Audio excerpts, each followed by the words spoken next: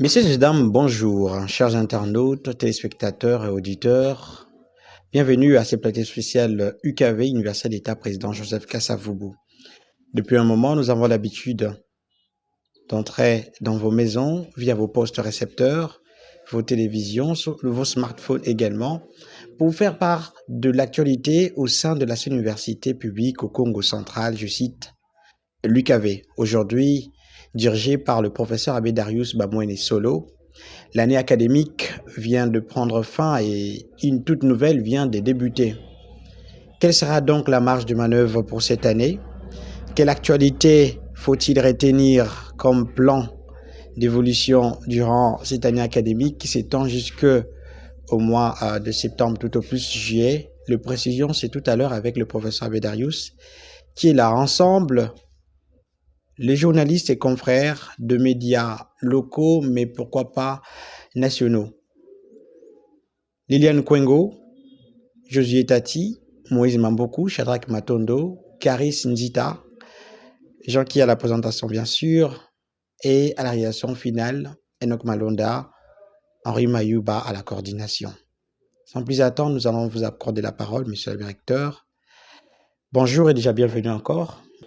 Merci, bonjour monsieur le journaliste et bonjour à tous les journalistes qui sont avec vous ici. Un plaisir pour nous de vous avoir aujourd'hui parmi nous. Nous allons directement entrer dans le vif du sujet.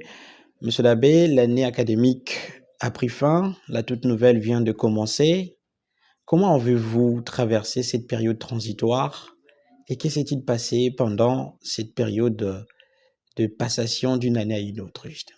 Merci beaucoup pour la question. Je crois que le 16 septembre est la collation des grades académiques et puis s'en est suivi les examens de deuxième session pour les classes montantes. Il y a des classes qui viennent d'être délibérées.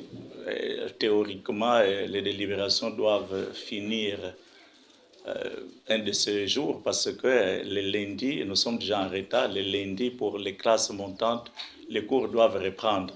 Les classes de recrutement ont déjà commencé leurs cours. D'ailleurs, la médecine a commencé une semaine avant parce qu'il y a eu 2 professeurs de l'Université libre de Bruxelles qui sont venus pour la première année de médecine, qui ont donné les cours d'anatomie. Comme dans l'instruction académique 026, c'était marqué d'abord que la rentrée académique avait lieu le 15 octobre, et puis la nouvelle ministre a renvoyé la rentrée académique au 28, que les dispositions étaient déjà prises, donc la première année de médecine a dû commencer les cours une semaine avant. Ils ont déjà fini donc leur premier cours d'anatomie, et ils sont en train presque de finir leur deuxième cours. Les autres classes de première année aussi sont en plein cours maintenant. Et c'est lundi 25 novembre, toute l'université devrait être beaucoup en mouvement pour reprendre dans l'une ou l'autre faculté les différents cours. Certainement, professeur, les confrères y reviendront. La licence et le nouveau système, déjà à l'UKV, la dernière année en tout cas avec les L3, doit-on s'attendre justement, vous l'avez annoncé la fois passée, doit-on s'attendre à l'organisation du système master ici à l'UKV cette année? Oui, le système master était déjà prévu. Son Excellence Madame la Ministre a, sous l'impulsion du chef de l'État, Son Excellence Félix Antoine, a pas proposé mais a initié une démarche d'une évaluation à mi-parcours de ce système LMD. Et je crois que les uns et les autres, dans toutes les institutions, aussi bien publiques que privées, des informations étaient recueillies, envoyées à la tutelle. Il y a eu de différentes réunions. Les chefs d'établissement ont été invités à Kinshasa, et à tous les niveaux, niveau des étudiants, niveau du corps académique, niveau du corps scientifique. Et nous croyons que dans la publication de la nouvelle instruction académique qui régira l'année académique 2024-2025, nous allons avoir justement des orientations précises quant à ce. Mais je crois que les établissements sont préparés pour pouvoir entrer justement dans le système de master. Mais nous attendons les nouvelles instructions. Je crois qu'ils doivent tomber un de ces 4 matins, comme on aime dire. Monsieur l'abbé recteur, merci de nous avoir ici encore une fois de plus pour cet exercice très important. Je suis Karis Ndita de la radio Maki FM Boma. Alors la première question est de savoir, d'abord nous félicitons tout ce que vous avez abattu comme travail, surtout par rapport à l'année académique 2023-2024 que vous avez fini en beauté avec un jubilé. À la clé, 25 ans, c'est quand même beaucoup, mais je voulais savoir quelles sont les difficultés rencontrées pendant l'année académique 2023-2024. La deuxième question, c'est une question de curiosité. Je vais savoir comment M. l'abbé recteur gère tous les fake news qui circulent à travers les réseaux sociaux concernant votre gestion à l'université président Joseph Kasavubu. Merci. L'abbé recteur, je suis Josué Tati de Congo Média. J'aimerais commencer par une question, je pourrais revenir avec les autres après. Lors du point de presse que nous avons, auquel nous avons pris part avec vous dernièrement, vous avez parlé d'un plan d'action quinquennal et vous avez également cité les actions, les activités ou sinon les actions reprises dans ces plans-là qui ont déjà été réalisées, mais parlant de 5 ans, et donc il y a encore des actions qui restent. Et donc nous voudrions savoir pour cette année académique, quelles sont les actions de ces plans-là qui sont prévues. Merci beaucoup pour les différentes questions. Je crois que l'année académique 2024-2025, pour la faculté de médecine, il y a eu un contrôle du CENOM, donc c'est le Corpus national de l'ordre des médecins, qui vient d'être ici. Une délégation a été ici pendant mon absence d'ailleurs. Cette délégation a visité et a réévalué le fonctionnement de la faculté de médecine. Parce que normalement, tous les 2 ans, le CENOM doit passer pour voir si vous êtes au point ou bien si vous n'êtes pas au point. Voilà, c'est comme ça que je crois que si vous visitez de nouveau les laboratoires de simulation aujourd'hui, vous allez constater que ce n'est pas le même laboratoire que vous avez vu il y a 2 ans.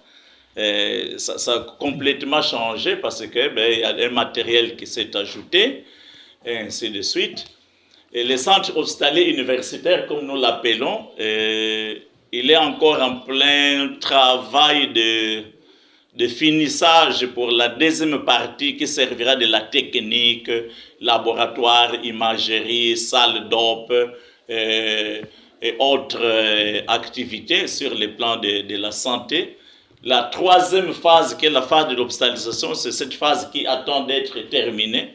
Nous espérons que le budget de l'université sera adopté au niveau du conseil de l'université pour qu'on programme justement les travaux de la 3e phase, de telle manière que, à mon avis personnel, je crois que pour avril ou le grand maximum au mois de mai, le centre hospitalier devra devenir, disons, effectif, comme pour dire, devra commencer le fonctionnement. Mais déjà maintenant, il ne fonctionne pas comme centre hospitalier universitaire, il fonctionne comme simple centre de santé pour nos étudiants et nos ouvriers.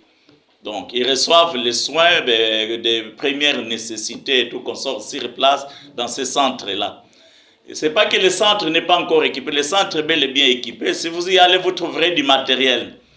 Et donc, la plus grande partie du matériel est ici dans les rectorats. Vous allez dans la dernière salle, vous trouverez tout ce matériel est là, et ainsi de suite. Il y a du matériel qui est déjà acheté, qui est encore à Kinshasa, qui attend d'être acheminé sur place ici à Boma. Et donc, petit à petit, c'est pourquoi je dis qu'avril-mai 2025, ça devra démarrer de manière beaucoup plus forte, et ainsi de suite. Pourquoi? Parce que nous prenons le temps de finaliser la partie de l'hospitalisation et en même temps de compléter l'un ou l'autre matériel qui fait encore défaut.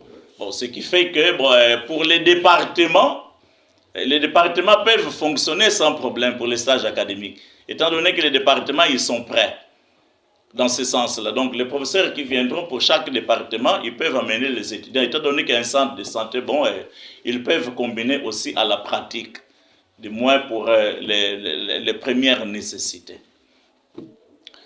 Il y a une question au sujet de l'année académique, et quelles sont les perspectives et tout comme ça. Bon, dans mon plan d'action, j'avais prévu chaque année pouvoir réaliser quelque chose. Bon, je crois que c'est ça que j'ai essayé de faire et tout comme ça, malgré certaines contraintes, certaines urgences. Voilà, parce que vous pouvez prévoir quelque chose comme ceci, et puis après il arrive une urgence. Bon, l'urgence bloque un peu la réalisation complète du plan d'action, mais qu'à cela ne tienne. Pour 2024-2025, dans mon plan d'action, c'est quoi? Vous constatez que le numérique devient de plus en plus, prend de plus en plus de la place. Alors, notre grande difficulté, c'est que nous n'avons pas assez de professeurs résidents pour l'université. Nous dépendons continuellement de Kinshasa, et avec tous les problèmes qui se posent, les professeurs viennent en dernière minute, ou ils viennent en retard, bien ils n'ont pas trop de temps à passer ici. Et donc, davantage, il faut favoriser les cours à distance. Il faut favoriser les cours à distance. Et pour favoriser les cours à distance, il faut avoir les matériels nécessaires qui vous permettent de pouvoir organiser ces cours à distance. C'est ça qui était l'objectif de mon voyage maintenant. C'était pour aller chercher à obtenir tous ces matériels-là, avoir une grande salle, parce que nous avons déjà une salle qui peut prendre, qui peut être disposée pour les cours à distance, mais il en faudrait une seconde salle, qui serait une salle auditoire, qui pourrait être construite d'ici, je crois qu'à partir du mois de janvier, on pourra commencer les travaux. Et l'installation qu'on entend mettre dans cette nouvelle salle auditoire, cette installation devra permettre de pouvoir projeter les cours en ligne dans tous les auditoires des sites du kilomètre 8. Ça, ce sera un peu le plan d'action de cette année 2024-2025. Donc, une fois cette salle construite, une fois installée, à partir du matériel technique à mettre dans cette salle, il sera possible que toutes les salles soient connectées et chaque salle pourra recevoir justement les cours en ligne. Ça permettra davantage, et spécialement pour les cours où nous avons encore des difficultés pour faire venir un prof, ben, que je peux me référer immédiatement à un prof de l'Europe qui peut enseigner à partir de l'Europe. Je crois que vous avez vu même, il y a ceux deux qui viennent d'être ici, c'est juste un commencement. Mais une fois nous avons tous les matériels et les dispositifs nécessaires, vous allez voir que nous aurons beaucoup de professeurs d'Europe qui voudront bien enseigner, mais n'ont pas le temps matériel pour une première fois. Ils peuvent enseigner une année en ligne, une deuxième année, ils peuvent être présents pendant une moitié de temps et puis ils peuvent compléter en ligne. Comme aussi sur place aussi, il y a des professeurs de Kinshasa, bon, au lieu qu'ils viennent, bon, on leur demande de donner les cours en ligne et les assistants, voilà, c'est eux qui encadrent sur place les étudiants. Cette manière de voir et de faire, c'est certainement pour nous donner la possibilité d'avoir une bonne partie de cours en présentiel, une bonne partie de cours en ligne, et ça a une certaine influence sur les budgets. Parce qu'au lieu de faire venir les transports, les coûts de transport, les coûts de logement, et les coûts de nourriture et tout comme ça, on peut épargner. Pourquoi? Parce que le professeur, c'est de chez lui qu'il enseigne. Il peut enseigner les mêmes cours, il enseigne à Lubumbashi, il enseigne en même temps ici à Boma. Donc, il a connecté deux universités pour les mêmes cours et le problème ne se pose pas. Ça, c'est plus ou moins en gros la réalisation que j'ai en main pour 2024-2025, si je reste dans l'université, certainement. Alors, la question des réseaux sociaux, vous savez, ce n'est pas tant la question des réseaux sociaux. Bon, ce qu'on publie, on publie et tout comme ça. Mais le problème, c'est l'esprit. L'esprit que je n'arrive pas à comprendre, par exemple, que les gens du Congo central soient contre leur propre université. Bon, je n'arrive pas à comprendre. Mais c'est comme si on est content et si on casse. On est content si on ferme la faculté de médecine. Alors moi, je n'arrive pas à comprendre. Et ceux qui sont à la base de cela, ce n'est pas les gens du commun, et de la cité, mais c'est des gens même du monde universitaire, voilà, et qui sont là, parce que c'est pour ça que je dis toujours, voilà, si on a des problèmes avec un individu, mais qu'on arrange les problèmes avec l'individu, et qu'on n'embrasse pas la communauté pour dire que non, voilà, mon problème avec les recteurs, il faudrait qu'alors qu'on puisse casser comme cela. Mais moi, je ne suis qu'un individu. Hier, je n'étais pas là, aujourd'hui, je suis ici, demain, je ne serai pas là. Voilà, donc il faut que nous apprenions peut-être à distinguer les choses et tout qu'on sort, parce qu'on écrit, on raconte, on radote et tout qu'on sort. Mais j'aimerais bien que, j'avais déjà dit à l'université que j'aimerais bien que si tout le monde pouvait faire les tours, chaque semaine, quelqu'un fait les recteurs pendant une semaine pour qu'ils résolvent les situations. Comme ça, nous allons voir. Oui, je peux même dire voilà, que tous les professeurs passent, chaque professeur prend une semaine. On va voir comment chacun va résoudre les problèmes qui se posent à l'université. Parce que assez souvent, quand on voit des dehors et tout qu'on sort, on est plus prêt à critiquer, mais il faut être dedans pour voir chaque jour comment bien rythmer sa propre gestion. Mais sinon, bon, les réseaux sociaux, hier, ils ont écrit, aujourd'hui, ils ont écrit, demain, ils continueront d'écrire. Mais si nous passons notre temps à écrire, moi, je dois vous l'avouer, nous sommes en train de sacrifier notre propre jeunesse. En sacrifiant notre propre jeunesse, nous sacrifions aussi l'avenir de notre ville, l'avenir de notre province, en même temps l'avenir du Congo. Parce que assez souvent, ces histoires, on les découvre à plus au Congo central. Parce que les autres provinces, ils se soutiennent pour porter en avant une œuvre. Mais nous autres ici, nous aimons la bataille, les combats inutiles et tout qu'on sort. Pourquoi? Parce que bon, celui qui est là, qu'il puisse se ôter pour que moi je m'y mette.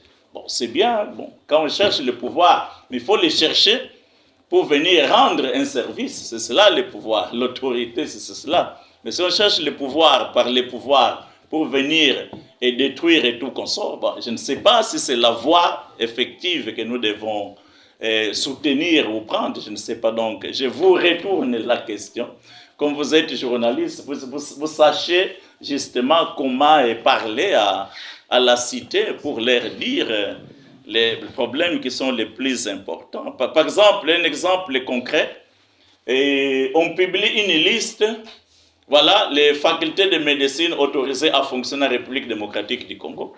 Et puis à la fin, il n'y a pas l'IKV. Et bon, ça fallait susciter un peu de remous, comme on nous a pas repris. Alors, cette liste n'a pas de papier en tête, n'a pas de signature, n'a pas de cachet. Voilà, on met comme ça dans les réseaux sociaux. Et ça, c'est quoi? C'est pour susciter les... Voilà, ce sont des incitations, comme on dit, voilà, les incitations. Mais c'est fait par qui? Mais c'est fait par les gens qui prétendent et qui parfois vivent de cette université parce qu'ils sont payés par l'université. Et en même temps, ils sont là à vouloir détruire la même université qui les fait vivre. Il y avait une autre question, je crois, sur... les difficultés. Le plan, il a déjà répondu. Les difficultés que vous avez rencontrées pour aboutir jusque-là. Les difficultés, je crois que... Moi, je cesserai de répéter, les difficultés de la gestion de cette université sont des difficultés liées aux ressources humaines. Parce que chacun n'est pas capable de faire le travail qu'il doit faire. Parce que si tout le monde faisait le travail qu'il doit faire, nous pouvons aller de l'avant. Mais les gens qui sont ici, les gens ne sont pas... Ce n'est pas un manque de disposition, un manque de compétences, mauvaise volonté ou mauvaise foi. Je ne sais pas encore comment il faut le dire, mais si tout le monde se mettait à faire le travail qu'il doit faire, je crois que nous pouvons aller de l'avant et nous pouvons faire mieux. Parce que tout dépend de la volonté humaine. Voilà. Tout dépend de la volonté humaine. Nous avons un certain nombre de professeurs, nous avons un certain nombre d'assistants et tout consort et ainsi de suite. L'université est en pleine croissance. C'est maintenant que je venais de voir que l'année qui vient de se terminer, nous étions 4700 étudiants. Donc, nous sommes en train d'aller vers les plus de 5000, et ainsi de suite. Donc, l'université est en pleine croissance. Nous devons en profiter. Pourquoi? Parce que si cette jeunesse est bien formée, nous pouvons nous rendre compte que nous pouvons espérer, comme pour dire, nous pouvons espérer. Dans les perspectives toujours de cette nouvelle année académique, c'est l'intensification de la faculté d'agronomie. La faculté d'agronomie, pour moi, est encore trop théorique. Et je voudrais que la faculté d'agronomie soit beaucoup plus pratique. plus pratiques pour aider à résoudre les problèmes que nous avons dans notre société actuelle. Voilà. Quand vous allez dans les Mayombe, quand vous allez vers Mwanda, je crois que les fruits les plus vendus aujourd'hui, c'est quoi? Ce sont les braises. Donc, les braises, et donc au détriment du climat, au détriment de la nature, au détriment de nous-mêmes et tout comme ça. Et si les universitaires ne font pas de recherches approfondies sur ça, nous courons le risque que notre Mayombe devienne un désert dans les 30 prochaines années. Et donc, il faut travailler déjà aujourd'hui. C'est comme cela que j'ai insisté. J'ai donné un terrain personnel que j'avais de 20 hectares à Kansi pour les expériences pratiques de cette faculté. Nous sommes en train de fournir tous les efforts nécessaires pour qu'on commence à nous produire quand même du maïs, de l'arachide amélioré dans ce sens-là, qui pourra servir pour donner demain à nos mamans et tout consort et tout quelque chose, voilà, de travailler pour réussir à avoir quelque chose qui peut résister à la chaleur. Supposez que maintenant il pleut presque chaque 48 heures, c'est bon. Mais si nous arrivons à des moments où nous sommes là, un mois, il ne pleut pas, donc il faut que la faculté d'agronomie nous fasse ce genre d'études. C'est ça que je voudrais, une faculté d'agronomie beaucoup plus pratique. Voilà, ça ce sont les deux points qui vont constituer ma bataille ensemble avec mon comité de gestion pour cette nouvelle année académique 2024-2025. Monsieur l'abbé recteur, bonjour. Moi, c'est Madame Kwengo Liliane de Ecopolis RTV Congo Central, ex-Mabanière Télévision émettant depuis la ville de Matadi. Mes préoccupations sont celles-ci. Vous venez de le ressortir face à vos détracteurs. C'est plus eux qui pointent du doigt la gestion de votre comité. Moi, j'aimerais savoir concrètement, lorsque vous suivez ces gens ou sinon ces détracteurs s'est dévoilé à la place publique, quelle est votre lecture de fait, en fait? Qu'est-ce que vous vous dites? Qu'est-ce que l'on reproche à votre comité concrètement, que vous, personnellement, vous pouvez attester devant cette caméra, dire que oui, effectivement, il y a des faiblesses, mais nous allons vers. Vous venez de parler de chiffres, de nombre d'inscrits. Jusqu'à l'année passée, vous étiez à peu près 4000 étudiants. À votre arrivée, vous aviez trouvé combien d'inscrits? Et pour cette année académique, vous pensez aller à combien? Vous avez aussi ressorti l'aspect de la faculté d'agronomie. Nous savons tous qu'aujourd'hui, le monde fait face à la lutte contre les changements climatiques. Votre université qui se situe stratégiquement dans un coin où il y a la déforestation qui, vous l'avez aussi relevé au niveau du forêt de Mayombe. Qu'est-ce que vous pensez, tant qu'université chercheuse de solutions, qu'est-ce que vous pensez faire face à cela? Et quel est le message que vous adresserez à vos étudiants, en fait, aux étudiants de l'IKV, à ces jours, face à tous ces messages qui sont des messages négatifs qui sont versés contre l'IKV aujourd'hui? Voilà mes préoccupations. Merci madame pour ces questions pertinentes. Voilà, et vous savez, comme je l'ai dit, quand on travaille, on voit du dehors, on peut critiquer. Quand j'arrive dans cette université, le 10 mars 2022, quand je fais la remise et reprise et tout comme ça, je constate, je fais un état des lieux de l'université. Voilà. Donc, je trouve une université sans Internet. Donc, si on est à l'université, donc, c'était un premier défi qu'il fallait lancer. Les professeurs viennent avec les taxis de REMS et tout comme ça. Il faut trouver une solution rapide pour que même si REMS devra continuer, mais que REMS vienne en appui, mais que REMS ne soit pas au point central. J'ai mis une voiture personnelle que j'ai ramenée de la Suisse. Malheureusement, on a cassé les moteurs 4 mois après. Voilà. De la même année, en décembre, j'ai mis le bis VW. Le bis, je ne sais pas si vous voyez un bis VW qui est écrit IKV. C'est le bus personnel que j'ai donné à l'IKV sans prendre un seul franc congolais. Voilà. Et puis, les autres défis majeurs, il fallait installer les sites ici, l'électricité, vous avez vu, l'eau, et ainsi de suite. Et commencer quand même, et puis vous savez, quand je suis arrivé, il y avait un grand défi à relever, la fermeté de la faculté de médecine, et qui demandait la construction immédiate d'un laboratoire et l'équipement de ces laboratoires pour permettre, parce que si nous avions dépassé l'année académique, l'année 2021-2022, si on était arrivé en décembre sans avoir obtenu de nouveau la réouverture de la faculté de médecine, je crois que cette faculté aurait été fermée définitivement. Donc on serait resté dans le système. Ceux qui sont là finissent. Une fois ils ont fini, on n'en parle plus et tout comme ça. Donc vous avez vu que moi, quand j'ai fait mon plan d'action, je l'ai fait dans une perspective autre que en fonction des défis et des urgences que j'ai trouvées sur place.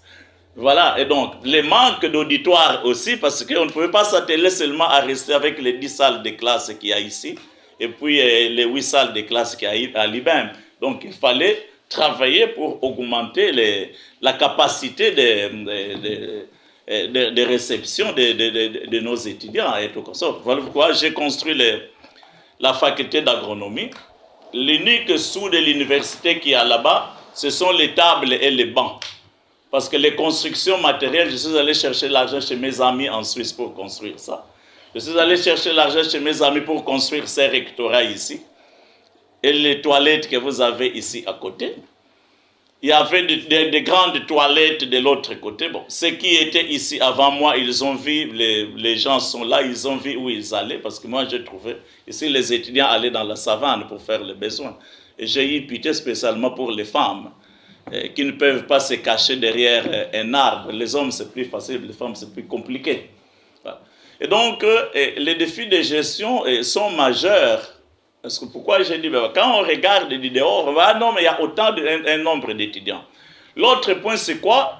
Et ça, je préfère le dire devant les caméras de la télévision.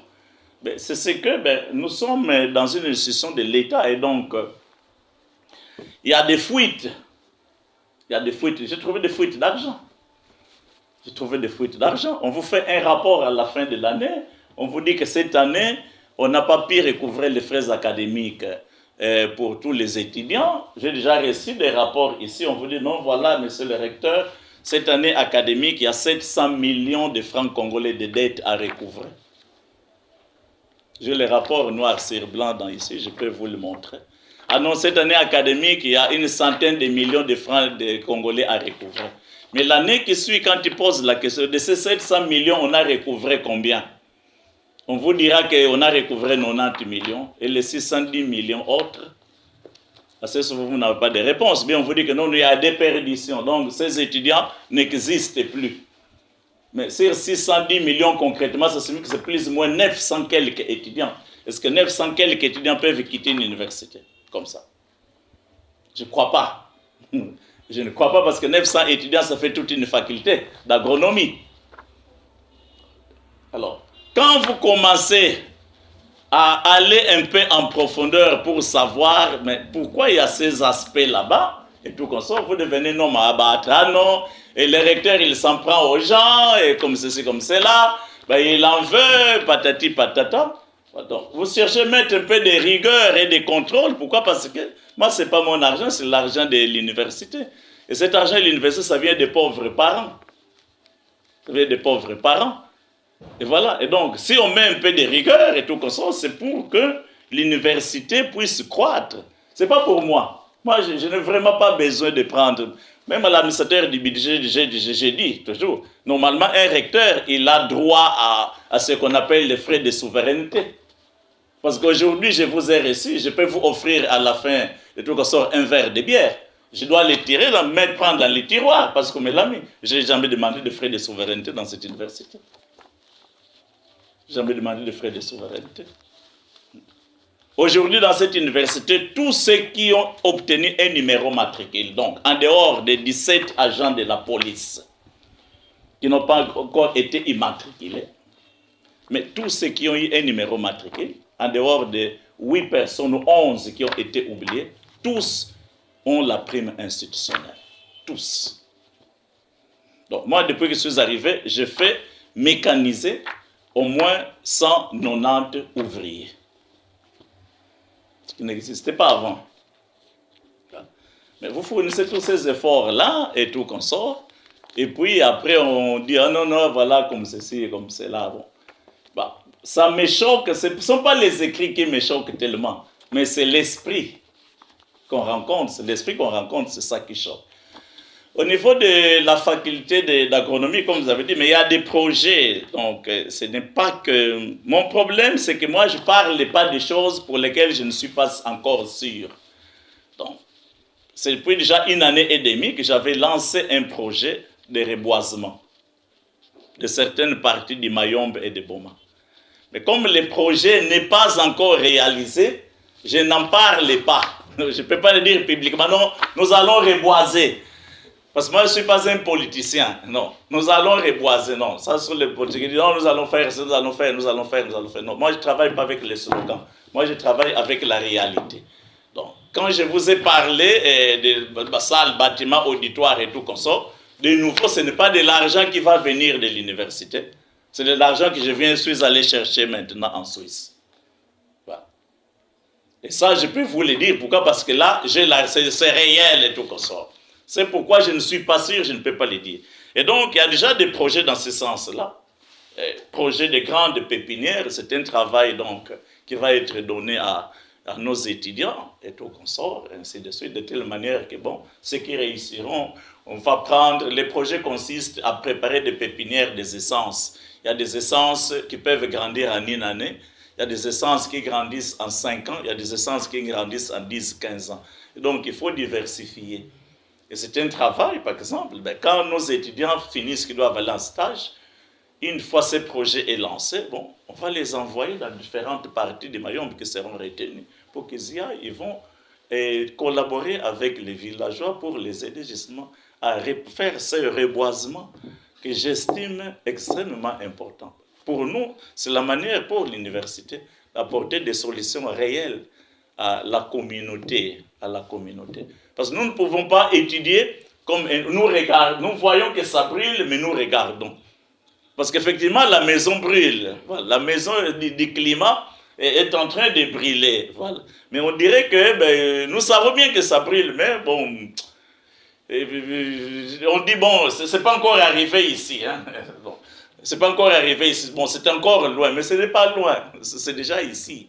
Et donc, il faut réfléchir, il faut savoir qu'est-ce qu'il faut faire concrètement pour arriver à des solutions escomptées. C'est comme ça que j'ai dit que la faculté d'agronomie doit vraiment, vraiment nous aider dans ce sens-là. Et je crois qu'ils sont en train de s'y mettre.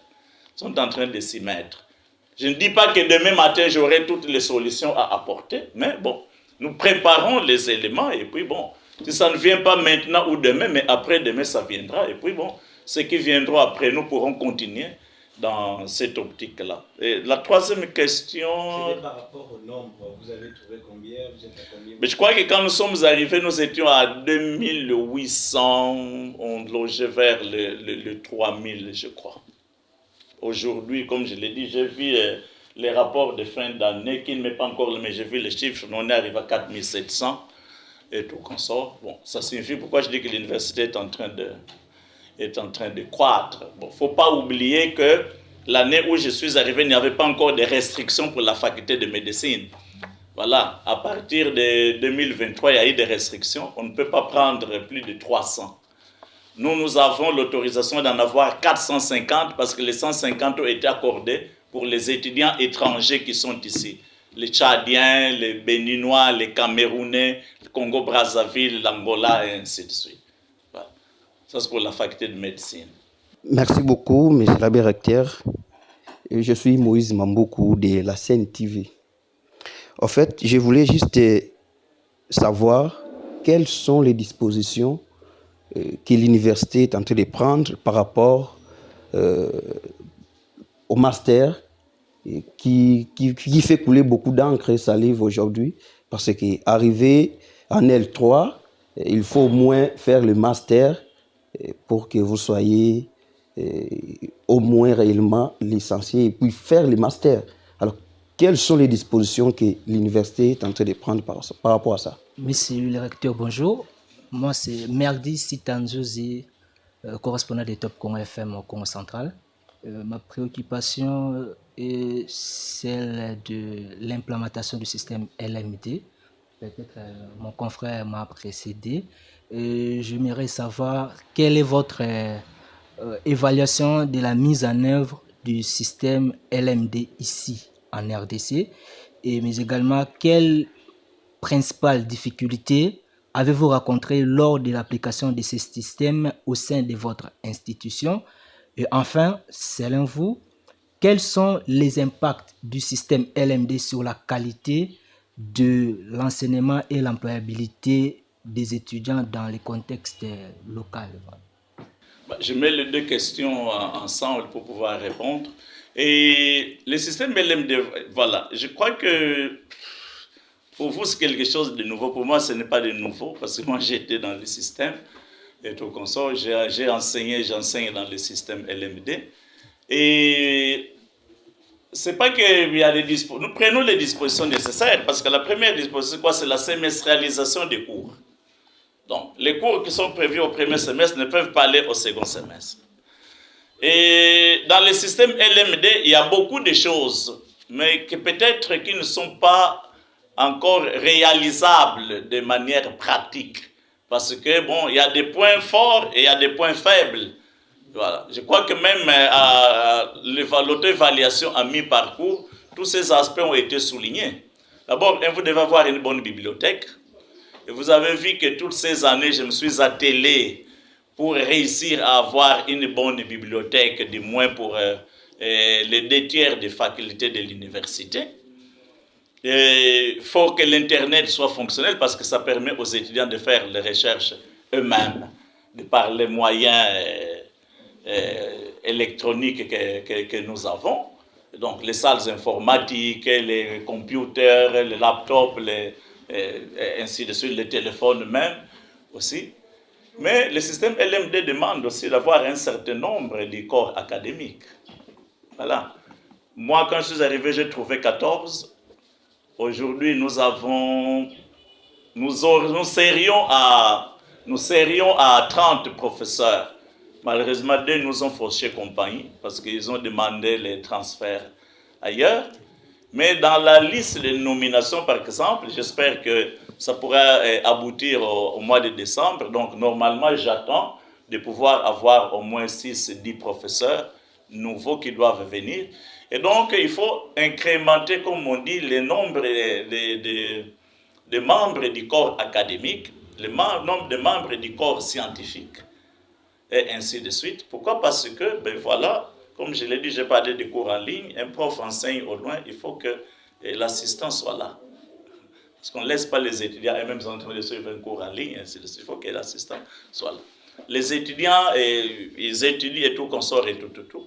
Mais il faut un accompagnement. Un étudiant qui vient d'arriver en première année ne sait pas comment on entre en bibliothèque. La semaine d'initiation n'est pas suffisante pour lui dire non, voilà, vous venez d'arriver, pour aller à la bibliothèque se trouve à tel endroit. Non, il faut un accompagnement. Et dans le système LMD, je vais dire peut-être quelque chose qui va vous étonner, mais les examens normalement ne sont pas obligatoires, parce que les examens sont au choix. Voilà. Moi, par exemple, je ne suis pas disponible à faire à la mi-session 10 examens. Je ne suis disponible que pour 6. Je fais 6. Les 4 autres, je ferai à la session de la fin de l'année. Tout ce qui est important, on vous demande, mais voilà, avant de finir les premiers parcours, si vous devez faire 120 crédits, on attend que vos 120 crédits puissent finir au premier parcours. Et avant d'aller dans un deuxième parcours, il faut qu'on soit sûr que voilà, les 120 crédits sont inscrits. Ces aspects-là, par exemple, démontrent encore quand même quelques faiblesses. Et ont besoin d'être intensifiés à travers des sessions de formation sur la pédagogie universitaire et sur le fonctionnement réel de ce système LMD. Donc pour l'instant, moi je crois que nous sommes déjà partis, le train est déjà parti. Il est difficile, je crois que le train s'arrête. Il y a des points forts et des acquis, il y a des faiblesses, mais les faiblesses ont été énumérées tout comme ça. Donc, nous allons essayer de voir de ces faiblesses, comment rendre les faiblesses des points forts, de telle manière que les systèmes puissent s'incrémenter. Donc, vous devez comprendre que nous sommes à la 3e année, ce n'est pas encore suffisant. Donc, moi, je peux vous garantir qu'il faut attendre jusqu'à la 10e année pour qu'on puisse réellement s'imprégner, pour que vous compreniez qu'il y a des instituts supérieurs qui n'ont pas un prof. Il y a des universités à l'intérieur, le pays est grand. Il y a 520 institutions supérieures et universitaires. Nous, quand on se rencontre avec les collègues dans les réunions, l'unique prof, c'est le directeur général ou le recteur. Et tous les autres, c'est des assistants et tout comme ça. Dans un contexte comme ça, vous comprenez que le système LMD a des difficultés de fonctionnement. Vous trouverez des instituts supérieurs qui n'ont pas de bâtiments propres. Donc ça signifie que si le loup, ils doivent obéir aux caprices du propriétaire. Si c'est une école secondaire, il faut attendre d'abord que l'école secondaire fasse son travail, et puis après, on vous donne la place. Donc, il y a quand même beaucoup d'aléas qui méritent petit à petit d'être renforcés de telle manière que les systèmes... Bon. L'autre point aussi, il faut quand même le dire, c'est que nous avons trop multiplié nous-mêmes aussi les institutions supérieures universitaires. Rien que si dans la ville de Boma, je fais faire un recensement, rien que dans la ville ici, les instituts supérieurs et universitaires privés, il y en a 20. Rien que si dans la ville, il y en a 20. Bon. Vous trouverez par-ci, par-là, institut supérieur et universitaire, enseignement supérieur et universitaire, et ceci. Qui va enseigner là-bas? C'est probablement mes assistants d'ici. Voilà. Et puis, l'université, il faut que ce soit spécifié, parce que l'université, c'est pour la recherche. L'université n'est pas donnée à tout le monde. Et ceux qui vont dans la professionnalisation, c'est l'institut supérieur, technique, pédagogique, ceci et cela, et ainsi de suite. Voilà un peu au sujet du système LMD. Je crois que en dehors des grandes institutions, donc les 3 grandes universités traditionnelles, Inikin, Inilou et Inikis, et quelques-unes encore l'IPN et tout ça qui accompagnent. Mais sinon, toutes les autres, nous avons encore beaucoup de petits points de faiblesse qu'il faut renforcer pour que nous puissions nous mettre réellement en compétitivité. Merci beaucoup, monsieur l'abbé recteur, professeur. Merci beaucoup, confrères, de participer à ces plans de presse. Mais on aimerait chuter par là, professeur, sur, justement, revenons sur vos détracteurs. La question est celle de savoir, pensez-vous que les détracteurs qui sont contre vous, ou peut-être votre système, sont également à l'interne ou se limitent à l'externe pour vous combattre personnellement ou les systèmes de votre travail? La fois passée, les points de presse s'est déroulé au site de l'IBM. Aujourd'hui, nous sommes au site du kilomètre 8. Les rectorats et la majorité de services délocalisés. Qu'en est-il de cette année académique? L'objectif est également de ramener tout le monde au kilomètre 8, puisque vous commencerez avec la construction de certains auditoires dès janvier. Et pour chuter, des bourses sont distribuées ici à l'UKV, de bénéficiaires que ce soit les corps scientifiques ou les étudiants. Où en est-on? Quelle est la démarche qui est mise en place pour les accompagner? Et vous allez chuter avec un message fort à toute la communauté estudiantine en particulier et la population qui vous suit en ce net moment de la RDC et du Congo central. Et la question des bourses, il y a Tervuren par exemple, donc le musée régional d'Afrique centrale de Tervuren, avec qui j'ai signé un contrat de collaboration, l'INIKIN, parce qu'on a voulu qu'il y ait des recherches et des études sur l'histoire de la ville de Boma comme première capitale de l'État indépendant du Congo. Et donc, le musée de Tervuren a mis en exergue 4 bourses de master et 2 bourses de doctorat.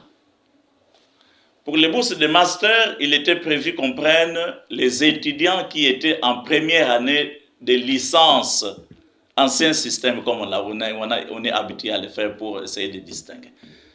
Alors, l'appel à candidature a été lancé partout dans les institutions du Congo central, par-ci, par-là. Il y a eu un jury. Dans le jury, il y avait le président au niveau du musée régional d'Afrique centrale de Tervuren. Il y a eu 2 professeurs de Belgique. Il y a eu un professeur de Kinshasa. Il y a eu les doyens de la faculté d'économie qui est le directeur de la coopération internationale et puis moi-même le recteur. Ces étudiants sont passés devant le jury pour présenter leur projet de mémoire qui consistera à faire une étude, une thématique, voilà, qui va étudier l'histoire de la ville de Boma, capitale de l'État indépendant du Congo. Sur les 6 étudiants, je crois qui étaient sélectionnés, l'université président Joseph Kasavubu a pu offrir 3 étudiants. Il y a un 4e étudiant qui vient de l'UNIKIN. Et donc, ces 4 étudiants, ils vont continuer leurs études ici, mais ils auront 6 semaines de formation en Belgique, au musée de Tervuren, pour renforcer leurs capacités justement sur ces aspects, sur les plans historiques, sur les plans artistiques et sur les plans de musée, tout comme ça. Les bourses de doctorat, il y a eu 5 candidatures. 2 de l'université Kasavubu qui se sont intéressés. Non, il y a eu 7 candidatures. 2 d'ici, 3 de Kinshasa, Inikin, 1 de Kisangani, puis je ne sais pas, 1 de l'autre université de Lubumbashi. De ces 7, il n'y a qu'une seule candidature qui était retenue. C'est la candidature de Daniel Kwika. Donc, Daniel Kwika vient d'obtenir une bourse pour 4 ans. Et on appelle ça bourse mixte. Donc, il aura 6 mois de recherche en Belgique chaque année, 6 mois de recherche ici au Congo. Donc, concrètement, donc 24 mois en Belgique, 24 mois ici. Et donc, à la 4e année, il devra défendre sa thèse dans une université belge. Pourquoi? Parce qu'il va être inscrit à l'université d'Anvers. Ça, c'est pour la bourse bourse doctorale, mais ça, c'est le projet avec Tervuren. Les autres bourses, comment ça fonctionne? Moi, j'ai pris les contacts avec l'université d'Anvers, j'ai pris les contacts avec l'université de la KI Leuven, donc la Louvain des Flamands, et avec Saint-Louis de Bruxelles. Alors, la KIL a mis en exerce un certain nombre de bourses, mais les bourses fonctionnent comme ça. L'assistant prépare un projet de thèse qu'il présente. Vous présentez le projet de thèse, la coopération internationale au niveau de la Belgique prend la thématique et l'envoie à la faculté concernée. À la faculté concernée, s'il y a un prof qui s'intéresse, le prof se manifeste, lit et demande à l'étudiant s'il y a des histoires à corriger, on corrige. Et puis les professeurs s'engagent maintenant à écrire à l'ARES, l'association qui s'occupe d'octroyer les bourses d'études. À ce moment-là, à partir du moment où le professeur s'engage, c'est lui qui fait la demande, et dès que la bourse est obtenue, l'étudiant qui a bien préparé son projet de thèse, la réponse pourra venir pour qu'il puisse partir.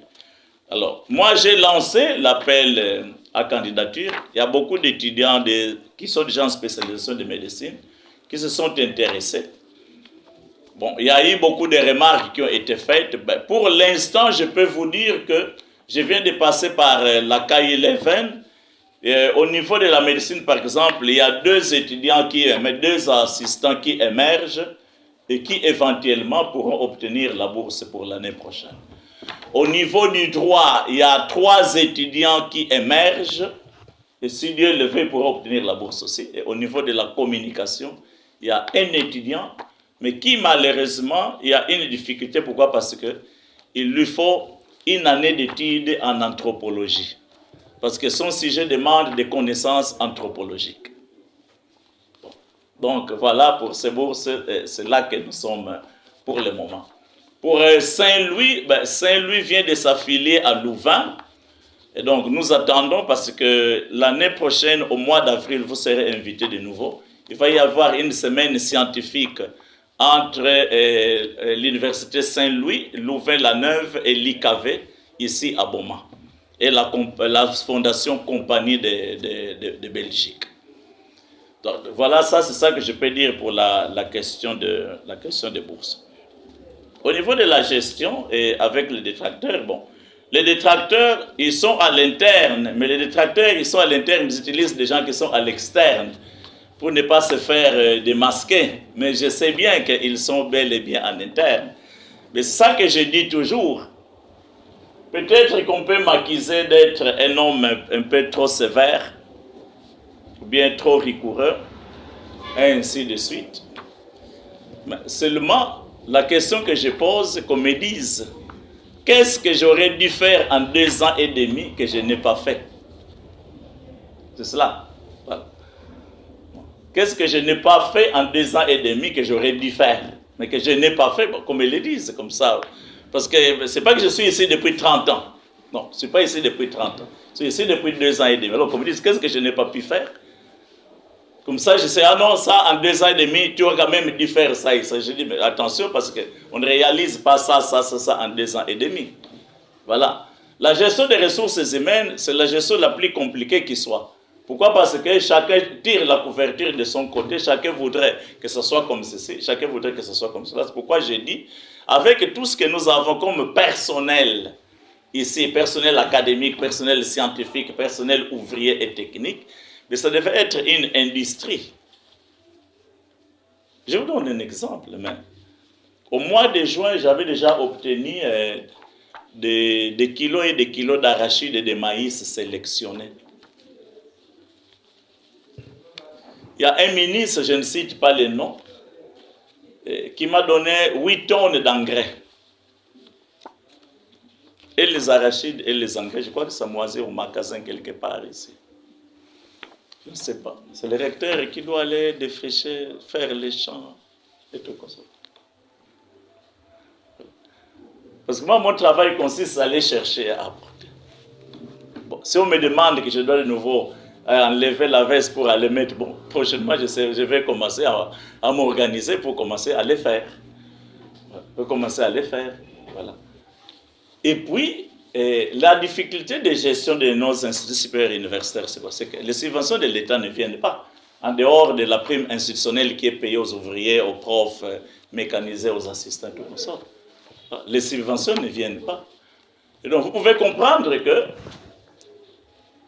si on doit payer les professeurs aujourd'hui, je ne sais pas si vous allez voir les comptes, moi je ne sais pas, je n'ai pas encore regardé, mais je ne sais pas s'il y a déjà 50 étudiants qui ont payé les frais académiques, je ne crois pas. Mais si vous demandez les ouvriers, je crois que l'avant-hier, ils ont eu la prime locale, comme ils appellent ça. Je ne sais pas s'ils se sont posé la question, cet argent, comment on l'a obtenu pour qu'il soit payé. Ils ne se sont pas posé la question, vu seulement que leurs comptes ont été crédités.